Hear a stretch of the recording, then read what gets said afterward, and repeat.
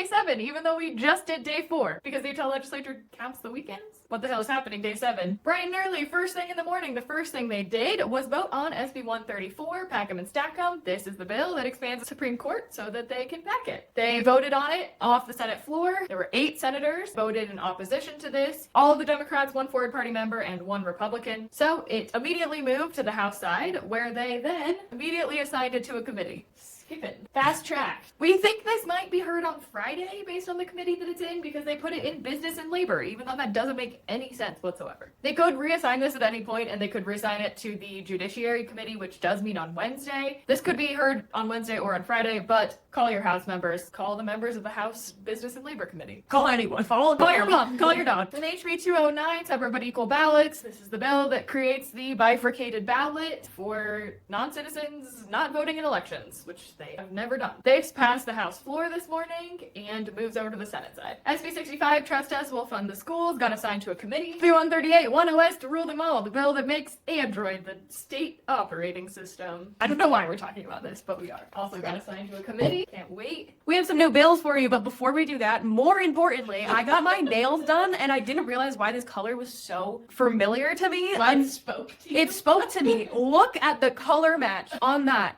It is like exactly the same. I have sticky note fingernails. Sticky note fingers. I took one of these in and I said, give me this color. I mean, I didn't, but I might as well have. That's pretty amazing. Purple next. Oh, that's great. Okay, I'll do purple next time. Okay, everyone stay tuned for that. Okay, anyway, new bills. They're all bad. HB 331, 2 is a crowd. Firstly, it expands the definition of terrorism. This creates a bunch of new crimes for protesters. This bill makes it a felony to block a road with 2 or more people, thus the name. 2 people blocking a road, you're now a felon. And it creates a separate crime that if you are wearing any kind of face mask while you're committing a crime, it's an additional crime on top of that. But not for ICE agents, only for protesters. And if you're blocking a roadway or a place of worship, you can also face additional penalties and be forced to pay damages to people that say that they were damaged by you blocking a road. Even if you are not convicted of a crime, you still would have to pay damages to those people. This is in House Rules. It's also being run by a cop, Tyler Betsy, so tells you everything you need to know. What are we doing? What are you doing, bro? Take your poison. I don't know. They're all kind These of... are all depressing. I want gold. Our process for who gets to talk about what bills is talk about all the most fun bills first. You might remember this bill from last year, HB 362, Gold Rush. This is Ken Ivory's bill that allows you to pay your taxes in gold. No, it doesn't. Damn it. Close. This is Ken Ivory's bill that allows mining companies to pay their taxes in gold. And they get a tax credit if they do it. But it must be Utah mined gold. How the fuck do you transport gold? Where do you take the gold? Here's the thing, Gabby. They're actually not paying that much in taxes, so it doesn't really matter. You know, it's like 2 gold bars. How do you know how much the gold is worth? Is it just whenever you decide to pay, just that amount? Yeah.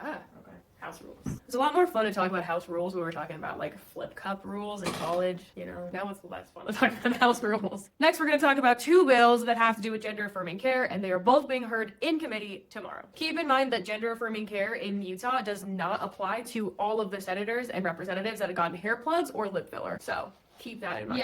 Not when I get elected. I run a bill that requires hair plugs to be listed as gender affirming care. Just saying. Looking at you people, you know who you are. You know who you are. We'll talk about the worst one first. HB 193. We're calling this unfair care because there is no good name to capture what this actually does. This bill will ban all public funds for being used for any type of gender affirming care. That means that anyone who is on Medicaid or any public employee who gets insurance through their employer, the state, or any other government funded or government administered program can no longer give anyone gender affirming care if this passes. Also in committee tomorrow is HB 174, T-6 months. There is a ban on gender affirming care for minors, but anyone who is currently getting treatment was grandfathered in to continuing to get their treatment. This would change that to say that any minor that is currently receiving puberty blockers or any sort of gender affirming hormone treatment will have to taper off within 6 months. And the only carve-out for that is someone who is already 17 and has already been receiving treatment for 2 years with parental consent. And lastly, it stops all funding or research on any sort of gender affirming care in the States. And we're just not going to look into this anymore to see if it benefits people, because they did a study and it did say that it was extremely beneficial for people. So obviously we shouldn't be doing more studies. It's a systematic medical evidence review. Okay, sorry, it's not a study. It's a systematic medical review.